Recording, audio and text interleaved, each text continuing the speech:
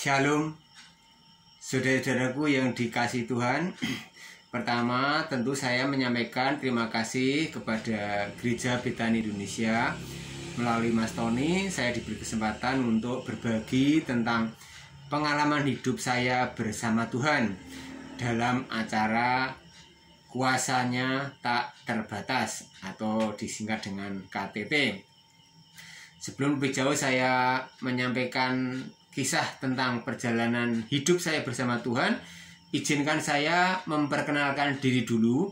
Nama saya Purwanto, saya tinggal di Jalan Parikesit 24. Hari-hari saya membantu melayani di Badan Kerjasama Gereja-Gereja Salatiga, juga membantu di Gereja Betel Bu Suling Salatiga, dan di beberapa tempat. Saudara-saudaraku yang diberkati Tuhan, sesuai dengan permintaan Mas Tony, saya diminta untuk menyampaikan tentang kuasanya tak terbatas. Maka minta izin, saya dalam hal ini akan membawa satu judul, Kuasa Tuhan Tak Terbatas dari dulu, sekarang, dan sampai selama-lamanya. Ingin membuktikan bahwa ketika ada pernyataan kuasa Tuhan tak terbatas, itu bukan sebuah teori, itu bukan sebuah ilusi, dan itu bukan sebuah pernyataan di awang-awang, tetapi itu bisa menjadi kenyataan dalam hidup kita. Oleh karena itu, melalui cerita ini berharap kelak kita akan mengatakan bahwa kuasa Tuhan itu terjadi bukan saja kata hamba-hamba Tuhan hebat. Kuasa Tuhan itu terjadi bukan hanya kata Bapak Pendeta. Kuasa Tuhan itu terjadi bukan hanya pada orang-orang tertentu. Namun kuasa Tuhan itu terjadi adalah kata kita, kata saudara, dan kata saya. Hari ini saya akan menyampaikan bahwa kuasa Tuhan yang tak terbatas itu adalah kata saya. Gitu ya. Baik. Karena judulnya kuasa Tuhan dari dulu, sekarang, dan selama-lamanya, maka saya akan menceritakan tentang pengalaman hidup saya sejak saya percaya pada Tuhan Yesus. Saya percaya pada Tuhan Yesus kisaran tahun 82. Puji Tuhan, tempat saya yang sangat terpencil di lereng Merapi, tepatnya di Kabupaten Boyolali. Puji Tuhan, saya bersyukur akhirnya berita keselamatan sampai di sana. Dan puji Tuhan, akhirnya di daerah itu banyak orang percaya. Bahkan sampai hari ini berdirilah beberapa gereja di sana, banyak orang memuji dan memuliakan Tuhan. Satu hal yang saya yakini, itu terjadi karena kuasa Tuhan tak terbatas. Ternyata pewartaan tidak hanya berlaku di kota-kota besar, termasuk di kota Salatiga, tetapi pewartaan kabar baik juga masuk ke daerah-daerah pelosok seperti daerah saya waktu itu. Nah, setelah saya percaya Tuhan Yesus, maka begitu saya bersemangat mencintai Tuhan, begitu bersemangat saya berbakti, begitu bersemangat saya rindu untuk melayani pekerjaan Tuhan.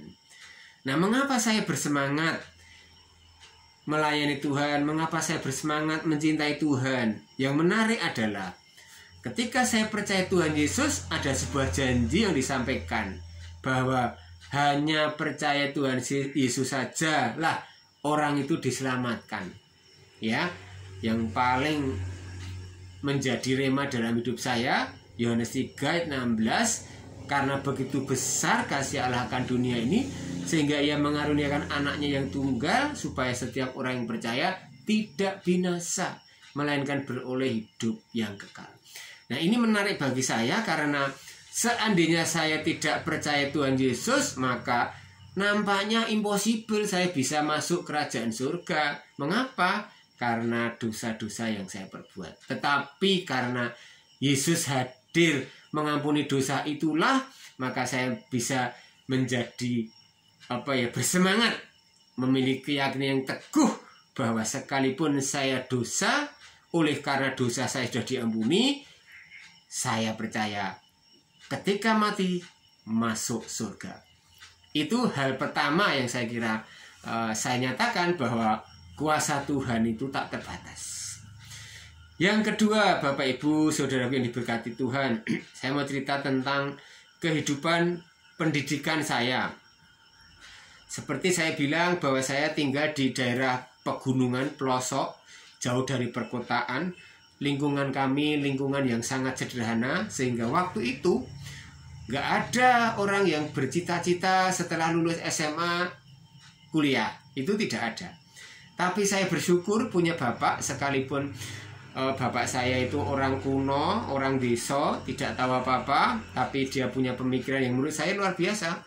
Dia tidak akan memberikan bekal hidup saya berupa kekayaan, karena memang tidak punya. Tapi dia akan memberikan bekal pada saya sebuah pendidikan. Itu yang saya catat.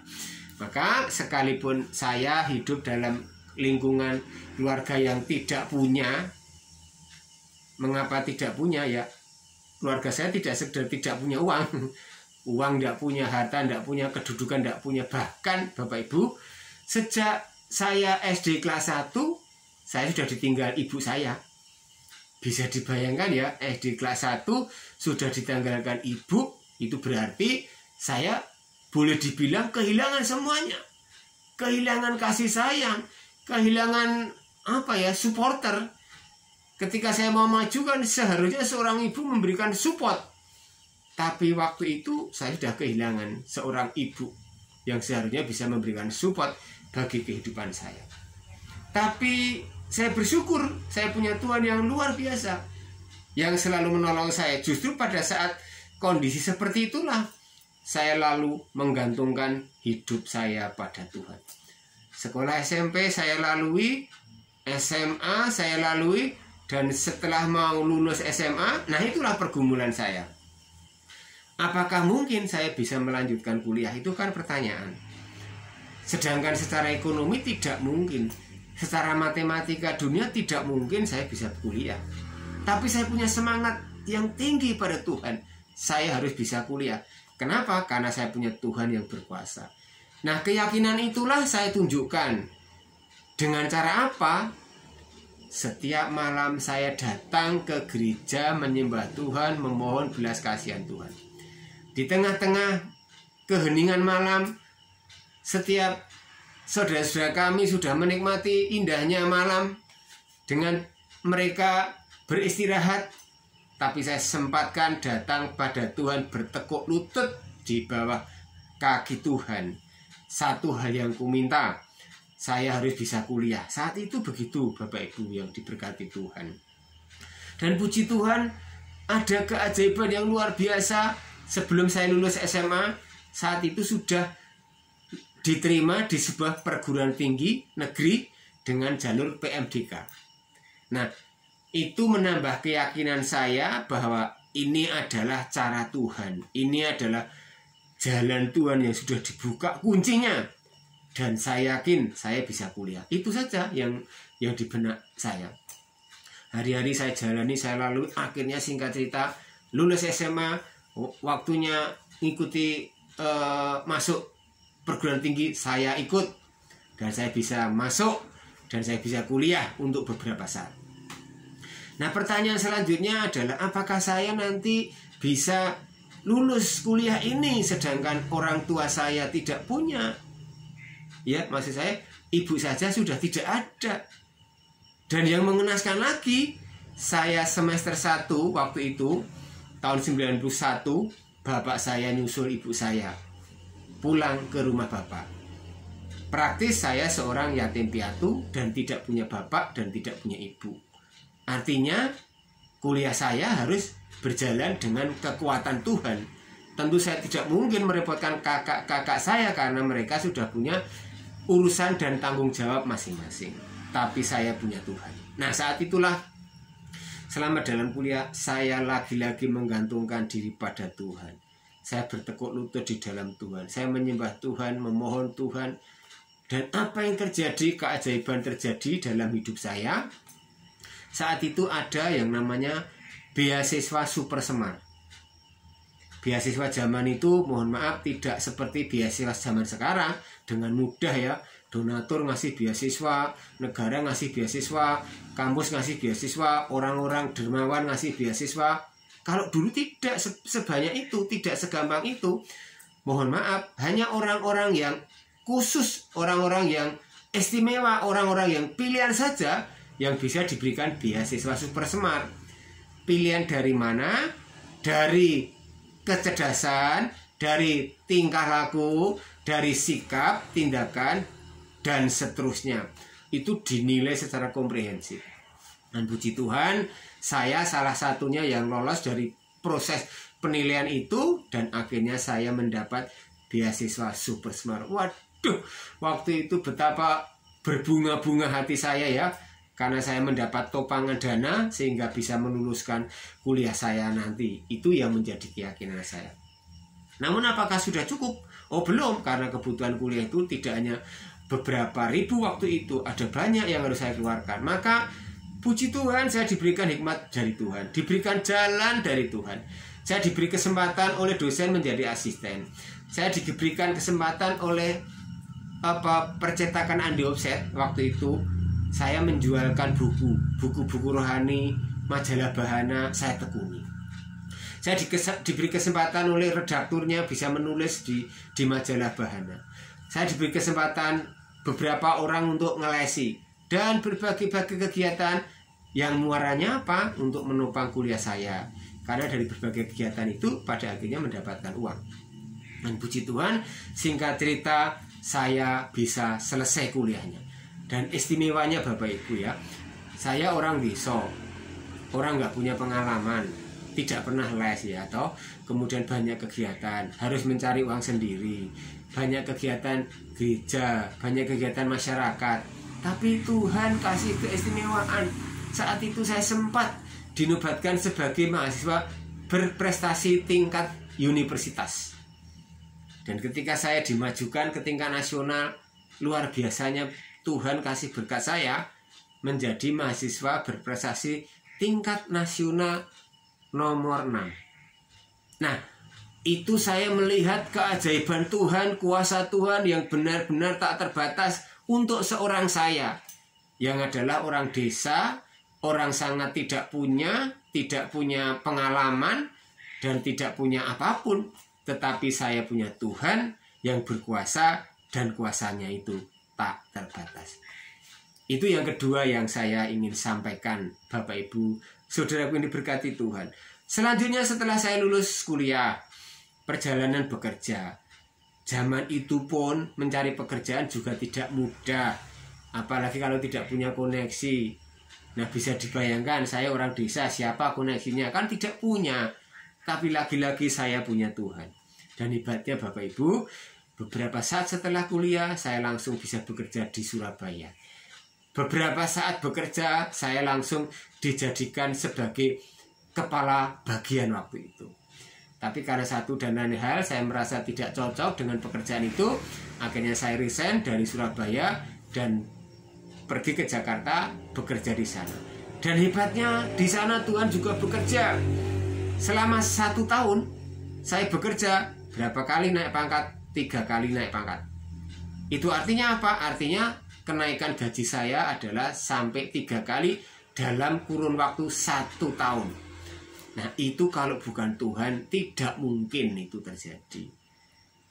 Yang penting bagi saya saat itu bekerja dan bekerja saja. Tidak mikir itu apa yang akan saya dapatkan. Tapi ternyata Tuhan memberikan yang tidak pernah saya pikirkan. Kalau orang lain datang tepat waktu, kadang-kadang terlambat dengan santainya, dan begitu jam pulang, begitu giat sekali cepat-cepat pulang. Kalau saya Bapak Ibu, saya datang lebih awal, kalau pulang harus tuntas pekerjaan saya. Sekalipun tidak dilihat dan diperhatikan oleh bos saya di dunia. Tetapi saya tahu bos saya di surga memperhatikan setiap pekerjaan saya. Dan apa yang terjadi? Tuhan tidak pernah berutang. Dan dia bisa melimpahkan berkat-berkat itu buat saya waktu itu. Nah, singkat cerita, tahun 98 saya harus keluar dari pekerjaan di Jakarta karena kantor di mana saya bekerja harus tutup, dilikuidasi. Zaman itu kita kenal dengan namanya zaman kedatangan Mas Kris ya. Apa itu? Mas Krismon, krisis moneter saat itu ya. Banyak perusahaan ditutup, termasuk perusahaan di mana saya bekerja. Singkat cerita, saya harus pergi dari Jakarta dan akhirnya menemukan satu kota yang namanya kota Salatiga. Saya mulai merintis, mulai bercita-cita bagaimana saya di Salatiga ini bisa melayani Tuhan, tetapi juga bisa menikmati berkat. Artinya apa? Artinya kerinduan saya adalah saya memang pengen melayani, tapi kalau bisa jangan merepotkan orang lain. Maka secara finansial saya harus mencari uang. Untuk apa? Ya untuk kehidupan. Dan untuk apa? Ya untuk menopang pelayanan.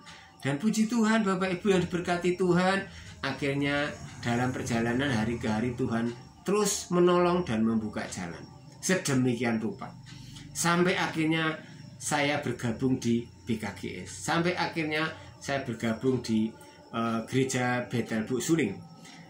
Pada saat saya bergabung di gereja Bethel Buk Suling, pertama-tama diberi kesempatan melayani Tuhan melalui PPA.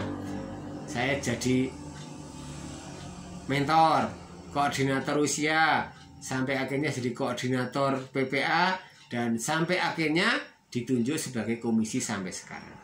Perjalanan di BKGS, pertama-tama saya diminta jadi seksi dokumentasi karena memang pekerjaan saya syuting. Lama-lama dijadikan seksi lain, lama-lama sekretaris, kemudian ketua panitia, dan akhirnya direkrut jadi pengurus, sampai akhirnya menjadi sekretaris 3 periode Bapak Ibu ya. Wah, itu luar biasa, itu bagi saya pekerjaan hari ke hari. Tapi 3 periode itu kok ternyata bukan waktu yang lama ya, cepat sekali itu saya lalui. Kenapa? Karena saya menikmati sampai akhirnya sekarang saya dipilih, ditunjuk menjadi ketua BKGS. Ini adalah periode yang kedua. Saya meyakini ketika saya menjadi ketua BKGS itu bukan semata-mata keinginan manusia, bahwa secara dunia yang memilih manusia, tapi saya meyakini itu adalah atas kehendak Tuhan. Yang menarik Bapak Ibu, saya bukan pendeta, saya bukan romo, tapi kok diizinkan menjadi ketua BKGS yang harus mengkoordinir, mengkomunikasikan pekerjaan-pekerjaan Tuhan di gereja-gereja Salatiga. Dan saya tahu itu terjadi karena kemurahan Tuhan. Saya diberi kesempatan untuk melayani gereja-gereja. Itu kalau tidak berkat Tuhan, tidak mungkin. Itulah yang saya sebut dengan kuasa Tuhan tak terbatas. Karena secara matematika tidak mungkin, secara teori tidak mungkin. Tapi itu diberikan Tuhan bagi saya. Walaupun mohon maaf ya, di BKG saya nggak dapat apa-apa. Hanya capek dan capek, mohon maaf, berkorban dan berkorban. Tetapi Bapak Ibu, kebahagiaan jiwa itu yang luar biasa saya dapatkan, yang tidak bisa ditukar oleh apapun juga. Itu ya. Kemudian Bapak Ibu, pengalaman saya bersama Tuhan di bidang pendidikan yang lain. Tahun 2016, saya merasa waktu itu harus menambah kapasitas karena pelayanan pekerjaan menuntut itu. Maka saya memutuskan untuk ambil studi lanjut di UKSW. Secara matematika tidak mungkin. Bayarnya pakai apa? Kuliah S2 itu mahal itu ya. Yang pertama. Yang kedua, nggak mungkin. Pekerjaan saya banyak, kegiatan saya banyak, punya keluarga, punya anak, punya istri. Nggak mungkin. 2 pendeta saya minta, 2 orang pendeta saya mintai rekomendasi. Dua-duanya sama-sama meragukan apa mungkin saya bisa membagi waktu. Itu secara manusia. Tetapi pikiran manusia itu beda dengan kuasa Tuhan. Dan haleluya, puji Tuhan, ternyata Tuhan memberikan kemudahan-kemudahan luar biasa. Saya kuliah S2 di UKSW hanya memakan waktu 16 bulan. pada saat saya mengerjakan tesis hanya memakan waktu 3 bulan. Bapak Ibu bayangkan. Sementara pekerjaan kegiatan saya begitu menumpuk Bapak Ibu. Dan saya juga tidak bisa itu melalaikan keluarga, anak-anak saya yang masih kecil. Saya tetap butuh memperhatikan mereka. Tetapi sekalipun saya tidak boleh melalaikan keluarga, Tuhan kasih jalan luar biasa. Kuliah saya lancar, hanya hanya 16 bulan, tesis 3 bulan, dan maaf IP-nya 4 bulan. Nggak ada yang di bawah A Bapak Ibu. Oh, itu kemurahan Tuhan yang luar biasa. Nah, masih ada satu lagi yang saya kira menarik, walaupun ini mungkin bagi beberapa pihak agak sedikit saru ya, tetapi saya tidak merasakan ini sesuatu yang saru, tetapi ini benar-benar berkat Tuhan. Satu saat Bapak Ibu, dalam kehidupan usaha saya beberapa kali, ya mohon maaf ya, dibohongin orang, dan itu bukan orang lain ya, orang teman-teman dekat itu ya. Teman saya buka usaha gitu ya, lalu dia nggak punya modal, saya diminta jadi orang yang meminjamkan uang itu. Ya udah, karena teman baik ya, saya pinjamkan itu. Tahu-tahu bangkrut Bapak Ibu ya. Dan apa yang terjadi? Saya harus menanggung itu utang. Lagi ada teman lain lagi bikin usaha lagi. Lalu dia minta saya disuruh join jadi investor. Waduh. Ya, dia presentasinya bagus banget itu. Prospeknya bagus banget. Akhirnya saya juga akhirnya saya juga memutuskan untuk ikut menjadi investor. Dan uangnya dari mana? Dari pinjaman. Saya taruh itu, beberapa saat kemudian tidak ada kabarnya. Ya sudah. Ada lagi teman saya juga itu jualan tikar itu ya, jadi grosir tikar. Lagi-lagi dia suruh mintakan uang, meminjamkan uang. Oke, saya kasih jalan meminjamkan uang. Lagi-lagi orang itu nggak bayar. Akhirnya sayalah yang nutup. Dari mana? Dari pinjaman lagi. Lagi Bapak Ibu, ada satu teman lagi punya kesulitan, keterpurukan dalam usahanya. Dan dia nangis-nangis, gimana caranya saya bisa menutup kebutuhan dan utang-utang saya. Akhirnya saya carikan jalan pinjam lagi. Lagi-lagi orang itu juga tanggung jawab. Sayalah yang bertanggung jawab. Di sisi lain memang saya juga punya usaha yang memang membutuhkan modal, dan permodalan yang saya siapkan semuanya dari pinjaman. Singkat cerita, satu saat saya dibawa sebuah situasi yang sangat terpuruk, punya utang yang luar biasa bagi saya ya, luar biasa berat, dan secara nalar tidak mungkin saya bisa nutup itu utang-utang. Dibandingkan dengan pendapatan, tidak mungkin nutup itu Bapak Ibu ya, diberkati Tuhan. Tapi saya punya Tuhan. Saya hanya punya keyakinan, Tuhan tahun ini harus lunas. Akhirnya saudara yang diberkati Tuhan, saya terus memohon kepada Tuhan bahwa pasti saatnya Tuhan akan menolong saya. Singkat cerita Bapak Ibu yang diberkati Tuhan, akhirnya sesuatu yang tidak pernah terbayangkan itu bisa terjadi dalam hidup saya. Doa-doa saya yang selama ini saya mintakan sama Tuhan, pasti Tuhan akan buka jalan, pasti Tuhan akan menyelesaikan itu. Akhirnya Tuhan kasih jawaban tepat pada waktunya.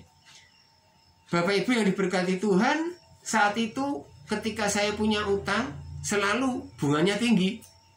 Maka saat itu saya ingin balas dendam. Saatnya kalau saya bisa meminjami uang orang lain, tidak boleh kasih bunga. Kalau perlu, tidak perlu dipikir pengembaliannya. Dan puji Tuhan, akhirnya Bapak Ibu yang diberkati Tuhan, saya bisa meminjami beberapa orang. Dan tidak saya pungut bunga. Dan saya tidak mikir kapan dia mengembalikan. Tapi saya berbahagia. Akhirnya saya bisa nolongi beberapa ibu-ibu.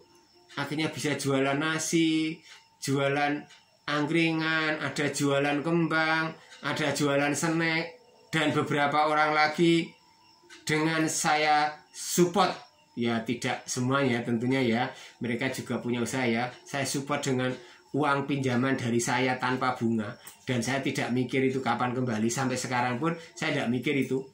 Mereka akhirnya berbahagia ya, senang, usahanya lancar, utang-utangnya bisa lunas, kehidupannya bisa bergerak. Wah, itu membahagiakan. Ini adalah cerita yang sangat kebalikan. Kalau saat itu saya terpuruk luar biasa, tapi akhirnya Tuhan bisa bangkitkan, malah bisa menolong beberapa orang. Itu yang saya sebut dengan kuasa Tuhan tak terbatas. Kalau bukan Tuhan, itu tidak mungkin itu terjadi. Siapa sih seorang saya yang mohon maaf penghasilannya tidak jelas, pendapatannya juga nggak jelas, kok bisa melakukan itu? Kalau bukan Tuhan, tidak mungkin. Nah, itulah Bapak Ibu yang diberkati Tuhan. Belum lagi ketika saya mengerjakan pekerjaan Tuhan lewat BKGS. Banyak hal yang Tuhan tunjukkan, kedahsyatan Tuhan, kuasa Tuhan, pekerjaan Tuhan di BKGS yang selama ini saya geluti. Saya ambil beberapa contoh ya. Contoh, tahun 2018. Saat itu ada beberapa sekolah yang tidak punya guru agama Kristen dan Katolik. Banyak ya, ada banyak anak yang terlantar ya, bukan hanya sedikit tapi banyak sekali. Tapi Bapak Ibu yang diberkati Tuhan, waktu itu saya tidak marah, tidak komplain, tidak protes, apalagi demo kepada pemerintah. Nah, ini adalah keterbatasan negara. Maka sebagai warga negara perlu ambil bagian, perlu berkontribusi. Singkat cerita, kami bergerak bagaimana caranya mengumpulkan guru-guru dari gereja-gereja. Akhirnya ketemulah guru-guru dari gereja-gereja. Nah, setelah ketemu guru-guru, bagaimana honornya? Akhirnya kami juga cari-cari teman-teman dari gereja-gereja. Ketemulah para sponsor menyiapkan dana untuk memberikan honor. Nah, setelah itu apakah itu nanti diterima oleh pemerintah? Akhirnya kami mengajukan negosiasi, konsultasi dengan negara. Sampai 13 kali Bapak Ibu kami bernegosiasi dengan pemerintah, dan puji Tuhan singkat ceritanya deal, kami diizinkan untuk mengirimkan guru-guru agama Kristen Katolik di Salatiga. Dan sekarang tidak ada itu sekolah yang tidak punya guru agama Kristen dan Katolik. Dan itu terjadi, saya meyakini, karena kuasa Tuhan tak terbatas. Yang penting kita punya semangat, maka Tuhan pasti akan buka jalan. Belum lagi ketika zaman-zaman ini, zaman pandemi, Bapak Ibu yang diberkati Tuhan, BKGS juga harus berkontribusi. Gak boleh tinggal diam, tapi harus ikut berkontribusi. Misalnya dengan program vaksin, kami BKGS menggelar 3 gelombang, dan 1 gelombang targetnya 1000. Itu artinya kami menyelenggarakan 6 kali Bapak Ibu. Dan itu penyelenggaraannya bukan gratis. Memang vaksinnya gratis. Dari negara nggak boleh beli vaksin. Tapi namanya penyelenggaraan, itu butuh dana Bapak Ibu yang diberkati Tuhan. Dan itu tidak sedikit. Tapi puji Tuhan, Tuhan yang saya sembah luar biasa. Tuhan menolong dengan begitu rupa. Akhirnya tuntaslah sudah program vaksinasi dengan tidak punya utang. Itu luar biasa. Tuhan yang kita sembah. Belum lagi ketika kita punya program dropping air setiap bulan tertentu, musim kemarau, selalu saja ada daerah-daerah kekeringan. Kami BKGS lagi-lagi tidak tinggal diam. Kami berkontribusi membantu mengirimkan air ke daerah-daerah yang kekurangan air. Dan puji Tuhan ketika program dicanangkan tidak pernah terjadi kehabisan uang, sedangkan mereka masih butuh air. Tidak ada itu. Sampai pada musim penghujan, kami terus bisa menopang, memberikan bantuan air. Itu terjadi kenapa? Karena kuasa Tuhan tak terbatas. Dan rentetan lain berkat-berkat Tuhan. Waduh Bapak Ibu, kalau diceritakan tidak ada habis-habisnya. Kedahsyatan Tuhan luar biasa. Itu yang membuat kami bersemangat melayani Tuhan, mengasihi Tuhan, waduh, sudah nggak terbayang. Berkat-berkat Tuhan itu luar biasa. Ini membuktikan sekali lagi bahwa kuasa Tuhan tak terbatas itu bukan hanya kata-kata Pak Pendeta, bukan hanya kata-kata hamba-hamba Tuhan hebat, bukan hanya kata-kata orang-orang tertentu, tapi ternyata kata saya. Dan saya berharap juga kata saudara-saudara sekalian. Kuasa Tuhan tak terbatas. Demikian beberapa hal yang bisa saya sampaikan, kiranya bisa menginspirasi kita sekalian. Kiranya Tuhan memberkati. Shalom.